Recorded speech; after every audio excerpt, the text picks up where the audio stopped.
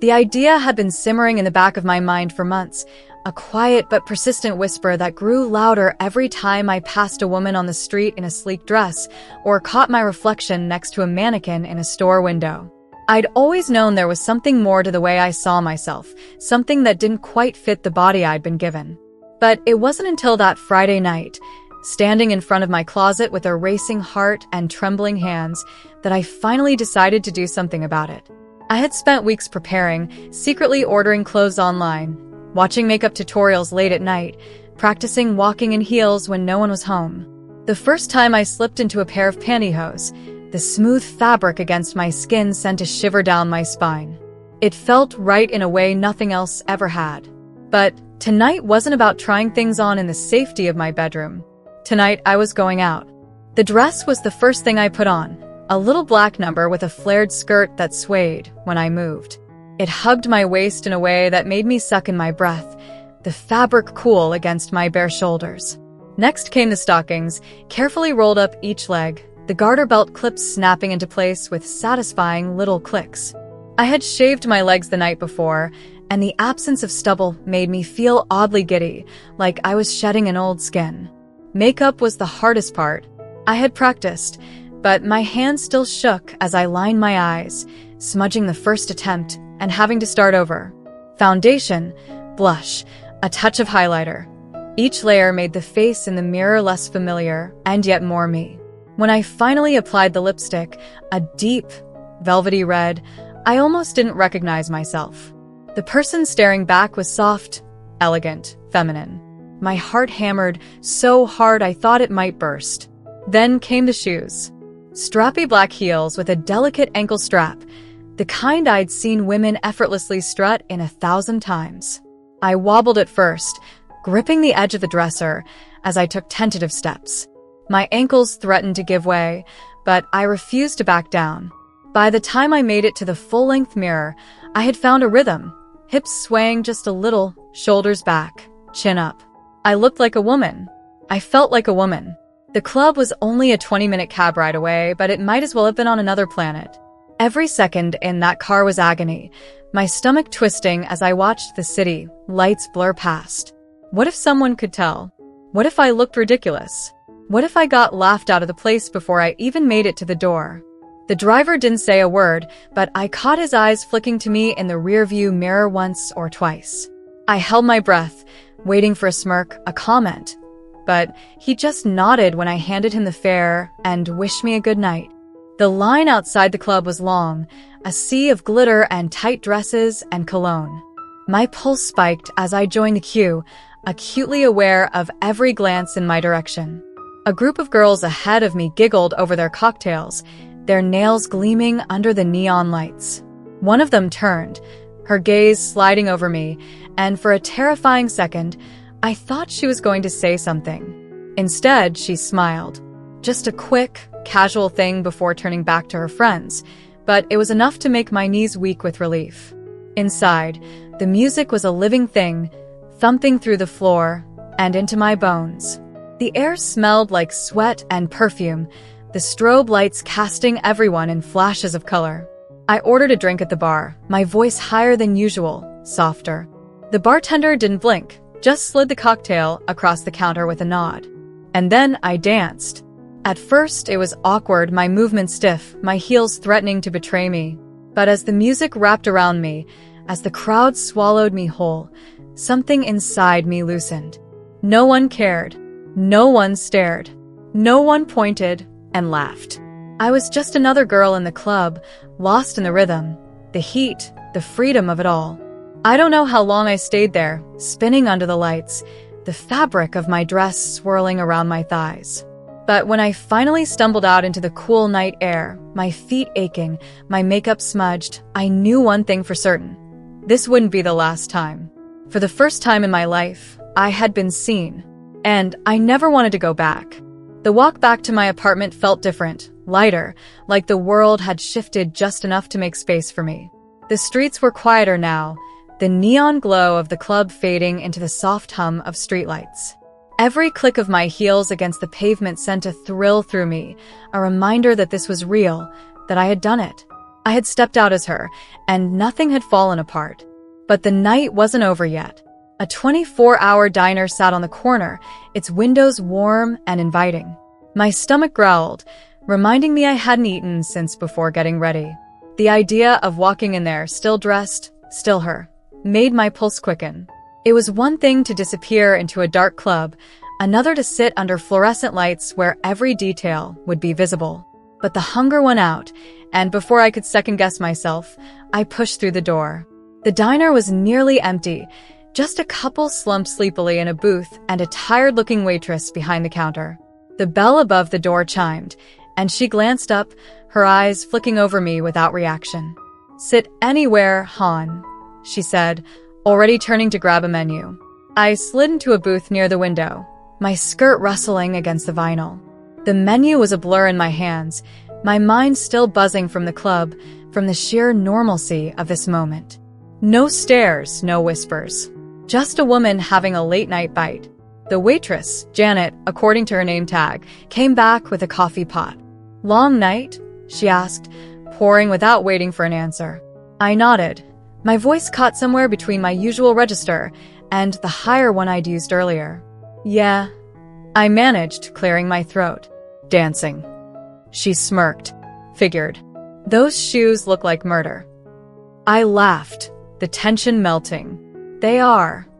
The coffee was bitter and perfect. I ordered pancakes, something indulgent, something celebratory. As I waited, I caught my reflection in the window. Smudged eyeliner, hair slightly tousled, but undeniably feminine. A woman out for a night on the town. The thought sent a warm rush through me. When the food came, I ate slowly, savoring each bite, savoring the moment. The diner's radio played some old pop song, and I found myself swaying slightly in my seat. Janet refilled my coffee twice, her earlier weariness giving way to mild curiosity. "You new around here?" she asked. "Not really," I said. "Just new to this." I gestured vaguely at myself, not sure how else to explain. She studied me for a second, then nodded. "Well, you look great." The simplicity of it, the kindness, nearly undid me. By the time I left, tipping more than I should have, the sky was beginning to lighten at the edges. The walk home was slower now, my feet sore but my heart full. I fumbled with my keys at the door, suddenly exhausted, suddenly aware of every minute I'd spent holding my breath. Inside, I didn't immediately strip off the dress or wipe away the makeup. Instead, I stood in front of the mirror again, taking in the smudges and the messy hair and the way the fabric clung to me.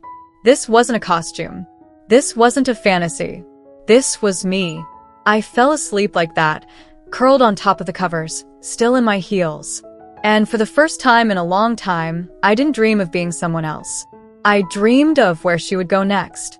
The morning light came too bright, too soon, slanting across my face like an insistent alarm. I woke with a start, momentarily disoriented by the unfamiliar weight of my lashes, still coated in yesterday's mascara, and the dull ache in my arches from hours spent in those strappy heels. One was still on, dangling precariously from my toes. The other lay abandoned near the bedroom door. My dress was wrinkled, my lipstick smeared on the pillowcase. I should have felt regret. Should have panicked at the evidence of last night strewn across my apartment like a trail of breadcrumbs leading to some dangerous truth. But as I stretched, wincing at the protest in my calves, all I felt was a quiet, glowing satisfaction. The shower washed away the remnants of the night, steam loosening the bobby pins in my hair, hot water turning the last traces of foundation down the drain. But even as I scrubbed, I couldn't stop thinking about the way the bartender's eyes had slid right past me, how the girls in line had accepted me without question, how Janet had called me Han. I toweled off, staring at the fogged mirror. Without the makeup, without the dress, I looked like him again. But something had shifted. The reflection wasn't quite so alien anymore. The next week was torture. I went through the motions of my routine, work emails, grocery runs, pretending to care about baseball with my coworkers, but my mind was elsewhere. Every store window became a mirror, every woman on the sidewalk a reminder. I caught myself studying the drape of a blouse on a passing stranger, the way a pair of ankle boots clicked confidently against pavement. By Friday, I couldn't take it anymore. This time, I didn't hesitate. The dress came out first, a deep emerald green this time, with sleeves that clung to my shoulders. The stockings were sheer, the heels lower but no less elegant. I lined my eyes with precision, blended my contour until my cheeks looked softly sculpted. When I slipped on the nude lipstick, I pursed my lips out of habit, then laughed at myself in the mirror. I didn't bother with the club this time. Instead, I went to a quiet wine bar across town, one with plush booths and candlelight that wouldn't betray the occasional wobble in my walk. The hostess smiled as she led me to a table, her manicured hand gesturing to the menu. Pinot Noir, she suggested, and I nodded, pleased she'd assumed I knew what that was. Halfway through my second glass, a man at the bar caught my eye. Tall, broad-shouldered, his dress shirt rolled to his elbows. He was watching me with an expression I couldn't quite read. Curiosity? Interest? My stomach flipped. I'd prepared for stares of judgment. Not this. He bought me a drink. Sent over a glass of something dark and expensive with a note scrawled on the napkin. Green suits you. I should have left. Should have remembered how dangerous this game was. But the warmth of the wine, the thrill of the compliment, it made me bold. When he approached, I didn't freeze, didn't stammer, just tilted my chin up and said, voice steady, voice mine. Thanks for the drink. His name was Daniel. He was a graphic designer. He liked my laugh. And he didn't know. The realization hit me like a physical thing, a jolt straight to my ribs. He thought I was a woman. Not a man in a dress, not some fetish or fantasy. Just a woman. We talked until the bartender started wiping down counters. He walked me to my cab, his hand hovering near the small of my back, but not quite touching. Can I see you again? He asked, and in the glow of the streetlight, he looked almost nervous. I said yes before I could think better of it. The cab ride home was a blur. I replayed every word, every glance, searching for the moment he'd see through me. But it never came. Back in my apartment, I peeled off my clothes with shaking hands. The napkin was still crumpled in my clutch. I smoothed it out on the dresser, staring at those 3 words until they lost all meaning. This was getting dangerous. This was getting real. And I had no idea what to do next. The napkin stayed taped to my mirror for 3 days. Every morning, I'd wake up and see Daniel's slanted handwriting staring back at me. Green suits you, until the words became a mantra, a dare. By the 4th day, I'd memorized the curve of each letter, the way the ink had bled slightly into the paper. I should have thrown it away. Instead, I texted him. Still think green suits me? I attached a selfie taken in my bathroom mirror, same emerald dress, fresh coat of lipstick. My thumb hovered over the send button for a full minute before I finally let go. His reply came 12 minutes later. Even better in daylight. Dinner Friday? The speed of his response sent a giddy rush through me, quickly followed by cold dread. Dinner meant sitting across from him for hours under unforgiving restaurant lighting. Dinner meant conversation that couldn't be drowned out by music. Dinner meant the very real possibility of discovery. I said yes anyway. The days until Friday passed in a haze of preparation. I spent hours practicing my makeup, switching from the smoky club look to something softer, more daytime appropriate. Watched endless tutorials on natural glam and no makeup until my blending looked effortless. Bought a new dress, burgundy this time, with a modest neckline that wouldn't show the telltale hollow of my throat. The shoes were my undoing. I'd gotten cocky after 2 successful outings, thought I could handle a sleek pair of pointed-toe stilettos. But as I practiced walking around my apartment, one wrong step sent me careening into the dresser, my ankle twisting with a sickening pop. The pain was instant, white-hot. I collapsed onto the bed, biting my lip to keep from crying out. My perfect date night shoes sat mockingly on the floor beside me, their slender heels suddenly sinister. For one hysterical moment, I considered going anyway, toughing it out, popping ibuprofen, pretending the occasional winces were just me being delicate. But the swelling told the truth. By morning, My ankle had ballooned to twice its size, mottled purple and angry. I had to cancel. Daniel's response was all polite concern. Feel better soon. Rain check. The disappointment tasted like bile.